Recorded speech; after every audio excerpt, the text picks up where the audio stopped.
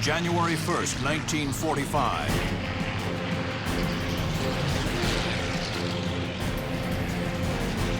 At 9:20 a.m., the men of the 352nd Fighter Group, the blue-nosed bastards of Botany, take to the skies over Y-29. Lieutenant Ray Litke with his wingman Al Rigby accelerate away from the airfield. Suddenly, Al Rigby spots an FW-190 swinging in behind his flight lead. Rigby instinctively calls a left brake. If Litke brakes left and the 190 follows, Rigby will have an easy shot at the German. So I said, Litke, brake left. I don't know what kind of tones I used, but he did, and that Focke-Wulf 190 was right on his tail. The move works.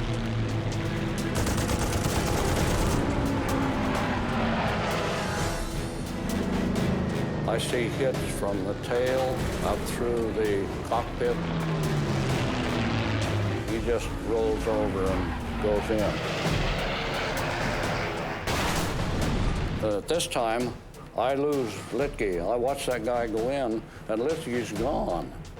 And there are so many aircraft that I'm not about to pick him out. But here, I'm sitting here, and here comes a Focke-Wulf 190 underneath me just on the treetops. Rigby jams the stick right and wings over. And about the time that I get a line on him, I can't find my gun sight. I mean, it's gone. The bulb is burned out, and this is a brand new aircraft. Accurate gunnery is now nearly impossible. I'm kicking rudder back and forth, and I'm spraying quite a bit.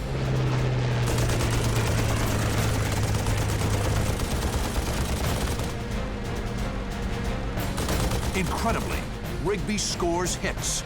The 190's engine belches smoke and tumbles out of control.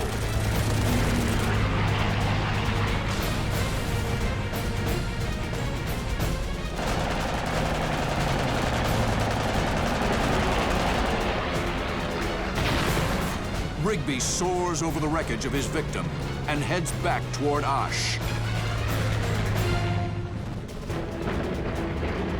Meanwhile, Lieutenant Sandy Moats and his wingman throttle up and join the furball. Immediately, tracers engulf the Mustangs. A pair of 190s are making a high-speed attack. Moats will use the 190's speed against them. Along with his wingman, he'll break into the attack, forcing the 190s to overshoot.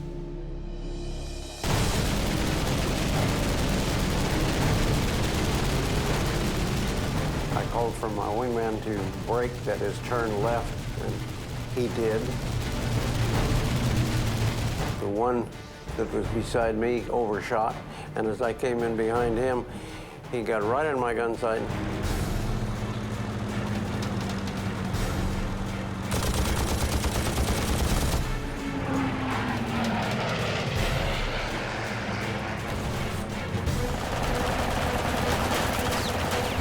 As his foe careens into the ground. Another 190 lines up on Moats' tail. But luckily, another blue noser, Major Bill Halton, has the German in his crosshairs.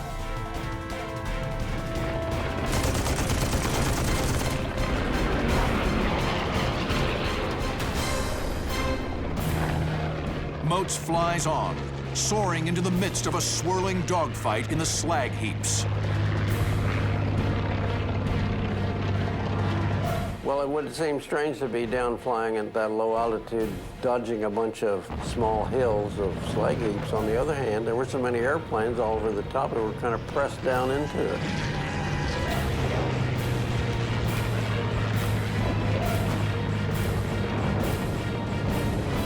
A half-mile west of Moats, screaming across a snow-covered field. P-47 pilot Bob Brule is still locked in a 300-mile-per-hour chase, scant feet off the ground. He's fired volley after volley, but scored no hits. The first dogfight I'm in, I couldn't stop shooting, but I finally did stop and just followed him a little bit behind him, a little bit above him. Then I saw a puff of smoke from his engine. And I immediately retarded the throttle because I thought, I'll bet he pulled his throttle back. As his enemy slows down, Brule drifts into formation. I was just above him, and I contemplated taking out my .45 and shooting him because he was so close. To prevent a stall, the 190 is forced to accelerate. Suddenly, a tree stand looms in front of him. The Focke-Wulf pitches up to avoid the obstacle. And as he pulled up, I was able to pull a lead on him and got a good burst into him. At 350 miles per hour, the 190 bellies in.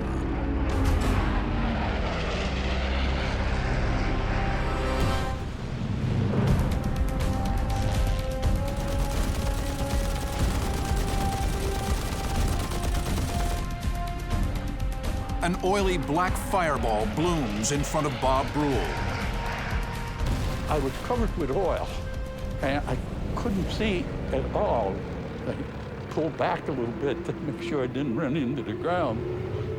Finally, the windstream parted the oil enough so that I could see through it. 10 square miles of Belgian countryside are now engulfed in battle.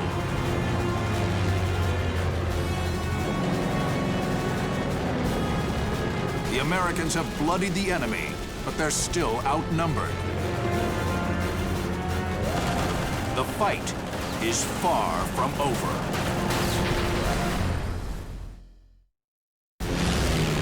January 1st, 1945. The fight over Y-29 intensifies. The stakes couldn't be higher. This is a key battle in the midst of a wider German air offensive. If the Allies are victorious on this day, the Luftwaffe will be broken as a fighting force. In stunned amazement, personnel on the ground watch the battle unfold. People were just standing there watching like a football game. Get that guy. He's on his tail. Just cheering him on as best we could from the ground and steering those airplanes. And it was just a deadly game to be watching. With almost no warning, a 109 roars in to make a strafing pass. Creamer ducks behind a mound of dirt. And as he passed by, I pulled out my .45 pistol, cocked it, shot a few fives at it, and it was like maybe hitting a fly with a BB gun. Above the airbase, the combat reaches a fever pitch. It's become a grueling test of endurance. Pilots fight exhaustion. They must stay aggressive while conserving fuel and ammunition. Lieutenant Al Rigby returns to the action. He spots a P-47 with its right wing on fire. It's Lieutenant Jack Kennedy, whose jug was hit hard early in the fight. Kennedy has managed to turn the tables on the 109s that attacked him, despite the damage to his Thunderbolt. And I see the P-47, he fires on the 109, and I see a couple of strikes on the tail. That 109 cranks that thing around, the P-47 mushes to the outside, and I'm down here, so I just come up from beneath and between them.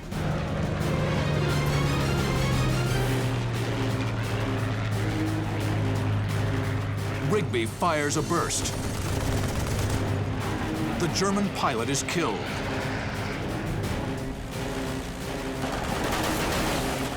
The 109 lurches over, allowing Thunderbolt pilot Jack Kennedy to break off and retreat into the clouds. It's Al Rigby's third victory for the day. January 21st, 1944. Under the pitch-black cloak of night, a Royal Canadian Air Force Mosquito skims across the English Channel. Its pilot is an American, Lou Luma. Going over the channel was like being inside of a black barrel. I mean, you didn't see anything. You didn't know where up was or down was or anything. Luma and his navigator, Lieutenant Colin Finlayson, are night intruders. Their mission? Attack German aircraft right at their doorstep. The psychological advantage was great. They knew every time they came home that there was an intruder hanging around the airport. Luma's Mosquito advances to Hildesheim Air Base in Germany. Without radar, Luma has to depend on visual cues to spot his prey. He could look for the exhaust fires from their engines. He could look for the guy that forgot to turn his lights off or turned his lights on for some silly reason. Within minutes, an outgoing enemy pilot exposes himself with a costly mistake. He's left his lights on. The navigator spotted this one white light coming toward us. We had a white light in the nose and a white light in the tail. A Messerschmitt 410, and it's climbing fast. Luma stays low, undetected. As the German plane passes overhead, Luma cranks his Mosquito into a sharp 180. He has to gain ground quickly before the German fighter reaches his target. Adrenaline surges through Luma's veins as he races toward his enemy.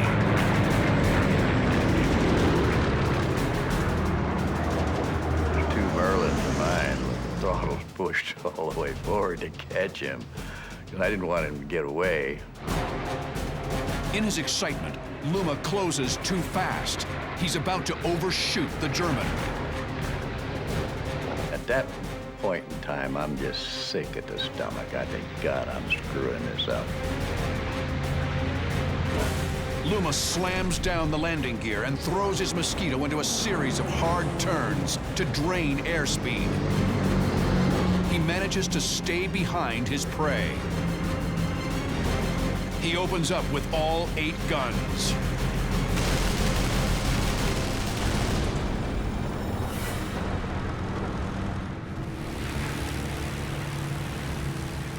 As soon as you do it, there's an explosion.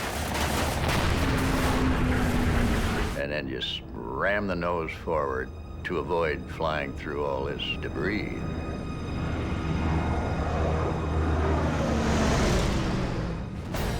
Later, Luma learns that the German pilot he defeated was a Luftwaffe ace. He had shot down 5 British bombers that night, and he had landed to get more fuel. In his excitement, he left those lights on. Luma speeds away into the shadows, a victorious night fighter. The Mosquito has inflicted its deadly sting.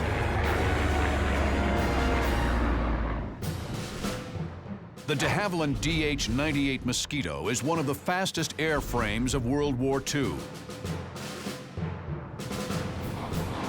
A lightweight wooden frame wedded to twin 1,700 horsepower Merlin engines.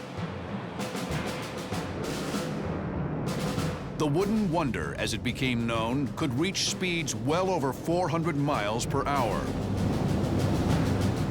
There's nothing that was built then that would be able to catch you. Its performance and its massive firepower of 4 20mm cannon and 4 30 caliber machine guns made the Mosquito a force to be reckoned with. They could go on any number of utility missions and combat missions as well. Weather reconnaissance, photo reconnaissance, attack missions where they would actually put bombs on things. They could go on strafing missions down low.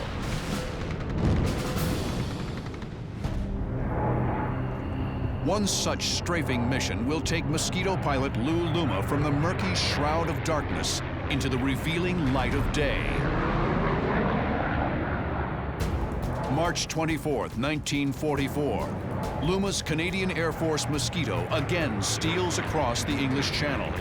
It's a rare daylight appearance for the plane and its pilot. It had what they called daylight rangers. These were trips that they would let us go out in daytime, 2 aircraft at a time. You had to plan your own trip. Today, Luma's target is an air base on the French-German border. The idea was they would go in unannounced, by surprise, with lots of speed, make one pass, wreak all kinds of destruction, and then get out of there. Less than 5 miles from the airfield, Luma spots a bogey. It's a Ju-37, a single-engine trainer. The Mosquito pilot knows that he must jump his enemy before any alarm can be raised. He creeps into position. Luma's 8 weapons bark to life.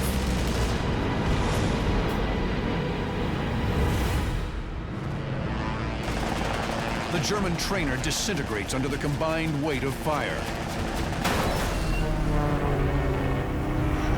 He probably never, ever knew what hit him. Luma continues to the airfield at about 400 miles per hour.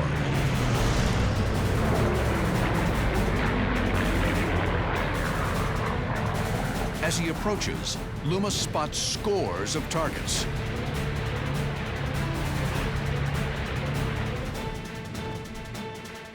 Aircraft and gliders parked in the shape of an L along the flight line.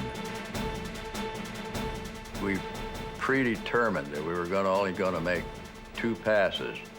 Down the one circle to get in line for the other row, and then get out of there.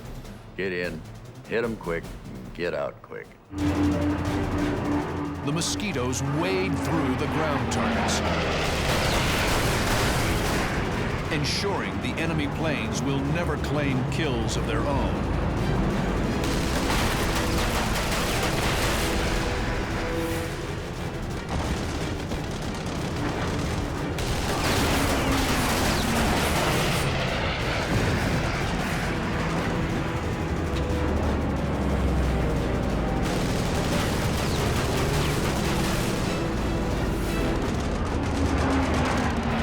With anti-aircraft fire all around them, the Mosquitoes climb away, leaving behind the smoke and debris of a successful mission.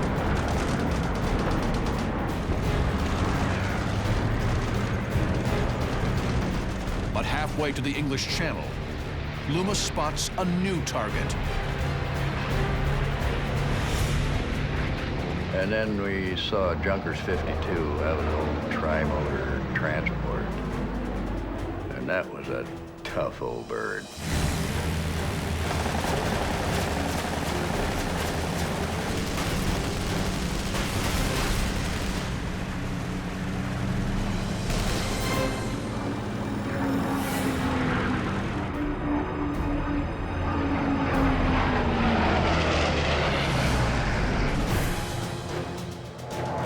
Luma breaks for the safety of England.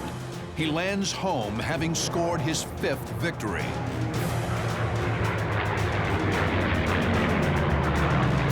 He remains the only American Mosquito ace and a prime example of a fighter pilot using speed as a weapon. July 26, 1944, 8:45 a.m. 12 checker-tailed P-51 Mustangs knife through the crisp alpine air near Graz, Austria. They're 7,000 feet above a formation of bombers. First Lieutenant Art Fiedler has the number 4 slot in a flight of 4. We were long-range bomber escort. When we flew the 51, we could fly at least 650 miles. Fiedler settles in for another uneventful 5-hour mission. Pilots call them milk runs. But just minutes into the mission, Fiedler spots something strange. I looked down to the left, and I see the most incredible formation I have ever seen. I see 8 airplanes flying line abreast, almost wingtip to wingtip. And there's not only one row, there are 8 rows of them. There are 64 airplanes. This is a fantastic formation. Fiedler calls out the bogies. Somebody said, they're P-51s. And I said, how can they be P-51s? I never saw 51s fly in a formation like that. Within seconds, Fiedler's worst fears are realized. The mystery planes are Focke-Wulf 190s, Germany's most advanced piston-engine fighter. Their 30mm cannons lay waste to the bombers. At this particular juncture, I said, they're bogies and they're hitting the bombers, I'm gone. I decide that if I shoot at the lead row of them, if I can hit any of them and have them pull up, that we can break the formation up and they'll stop shooting at the 17s. But as he pulls up from his attack run, he's met with a horrifying sight. There are 17s falling, pieces of them are falling. I see a B-17 roll over on its back, start down and spin. Second spin, the tail came off of it. There's at least 20 shoots. I've got to be careful where I'm going. I don't want to run into anybody. Fiedler rolls away from the carnage, then spots a lone FW-190. Fiedler banks easily onto the German's tail and closes in for the kill. Suddenly, the 190 knifes hard right. Fiedler loses the bandit in the chase. The 190 pitches down into a steep dive. Fiedler noses over and maneuvers his P-51 behind the German. The 2 planes plunge earthward, 600 feet every second. Below the clouds, the rugged peaks of the Austrian Alps stretch out before them. The German noses up steeply into a climb. Fiedler claws for altitude. I am astounded to see him coming straight down at me, and he's shooting at me. When he's coming down at me, I think, how the hell could he possibly go from straight up to straight down? And it seems like in just a couple of seconds. And that's exactly what was going through my mind. How is this possible? Fiedler reverses and pursues his foe, closer and closer to the deck. They are hurtling earthward at over 450 miles per hour. During a wild chase to the deck, Art Fiedler has witnessed an FW-190 pilot performing impossibly difficult maneuvers. Now, Fiedler's locked on his tail in a high-speed pursuit through a mountain pass. I'm about 400 yards, and I'm getting close enough to ready to start shooting at this guy. I remembered the advice that I had gotten from this World War I fighter pilot, that the easiest time to shoot an enemy airplane down is when he's trying to shoot one of yours down. So every time you're getting ready to shoot at an enemy airplane, be sure you check your tail. Fiedler looks over his shoulder. Sure enough, another Focke-Wulf is diving on him. Fiedler comes to a stunning realization. His enemy wasn't superhuman. Fiedler's been fighting 2 FW-190s the whole time. Now the second 190 closes in for the kill. Fiedler will barrel roll, throwing off the German's aim while simultaneously slowing down enough to drop in behind the diving 190. Fiedler raises the Mustang's nose while pushing the stick over. The white-tipped Alps roll over his head as he drops into the Focke-Wulf's 6 o'clock.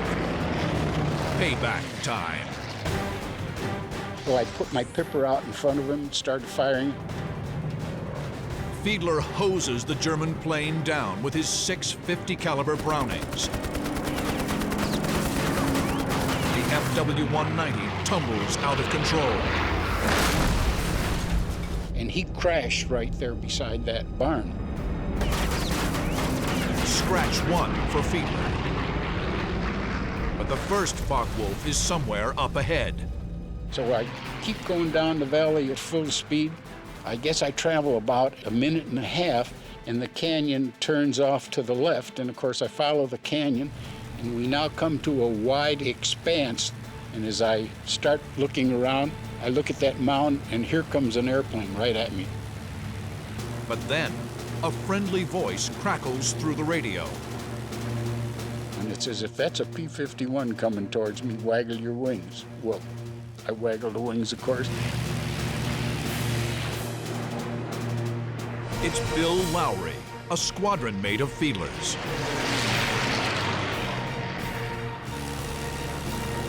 The two Mustangs form up and search the skies for targets. Suddenly, Lowry dives for the deck. As I look down there, I see a trail of black smoke from as far to the right as I can see. A wounded German Me-109 flying just above the ground. Lowry saddles up for an easy kill. He presses the trigger, and I guess the guns fire about 3 rounds, and he's out of ammunition. So he pulls up here and he says, "He's all yours, you lucky SOB," but he didn't say SOB. Fiedler slides in behind the German. I'm pulling up kind of slow on this 109, who's still going balls to the wall and smoking black smoke. This low to the ground, a single miscalculation is fatal. Lowry's sitting up here and he's yelling, "Shoot, shoot, shoot!" And I'm saying, "Hold your horses, hold your horses." Fiedler closes to 250 yards.